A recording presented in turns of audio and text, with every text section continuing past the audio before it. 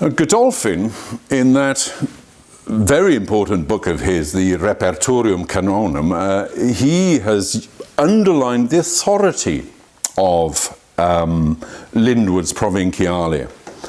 But not all the Reformations were keen to applaud Lyndwood and his achievement.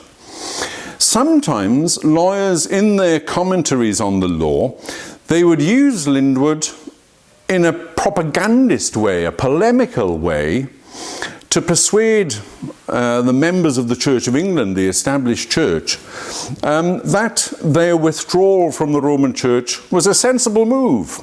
That it wasn't a bizarre act of unilateralism, betraying the heritage of the Roman Church, but there was a theological dimension to the withdrawal. There was a political aspect to withdrawal. And these lawyers, when they were looking at the law of the Church of England, would sometimes use Lyndwood to illustrate the superstitiousness, the deficiencies of the Roman Church. And a little example of that is found in a book of 1692, we're still in the 17th century, written by Humphrey Prideaux, who was the Archdeacon of Suffolk, and he collected his directions to his church wardens on how to administer, maintain and run parishes in collaboration with their clergy. So these directions to his church wardens he collected and got published in 1792 in this book. This book is actually an edition from 1830. But in this book we've got an example of how an ecclesiastical lawyer, here a clerical lawyer, a cleric, an archdeacon, is referring to Lyndwood to make a polemical point. He says on page 39 of the 1830 edition, talking about how to administer, to create, maintain and administer an inventory of goods, items used in worship in a parish, used for the life of the parish church. And he writes, "The inventory of utensils, while this land was under popery, was very large in every parish. The vestments, images, vessels, and other implements necessary for the carrying on of that superstition being very many, and of great expense to the people in the constant repair, as well as in the first providing of them, from which they are now released by the Reformation." So there was an expense to the people. The Reformation and withdrawal from Rome relieved them of that expense. And the use of utensils was a superstitious thing. And it was characteristic of popery, which Prideaux discounts, as it were.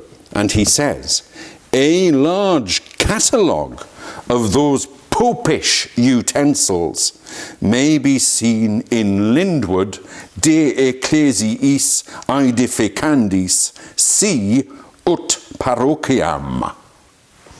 So that's the reference. And our job is to find the entry in Lyndwood's Provinciale. And here it is. This is in Book 3, Liber, Book 3 of the Provinciale, headed De Ecclesiis Aedificandis, and in the center of the page he will have the relevant law, a verbatim extract from the law applicable to utensils, and there it is presented in the center of the folio. And around it Lyndwood places his commentary or his gloss on this legal text. And Humphrey Prideaux is absolutely right. Lyndwood does have at this point a catalogue of these popish, superstitious utensils. And here they are enumerated. For example, where my finger is here, Psalterum, Unum librum in quo psalmi continentur. A psalter, one psalter in which the Psalms are contained. And then he lists the documentary objects which were at the heart of the theological controversies of the Reformation period. Here is Lyndwood listing what he was used to, not as a lawyer but as a worshipper in the church. So he has the ordinale, the missale, the manuale, items used in the administration of sacred worship in the parishes around not only Wales and England, but the whole of Western Christendom throughout the continental Europe. So that's an example of Lyndwood being used, I think the simplest way to put it is polemically, to convey, if you like, the legitimacy of the Reformation and its legal aspects, and colour the Roman Church as a popish church. I mean, these are full, pregnant words about the nature of the Roman Church.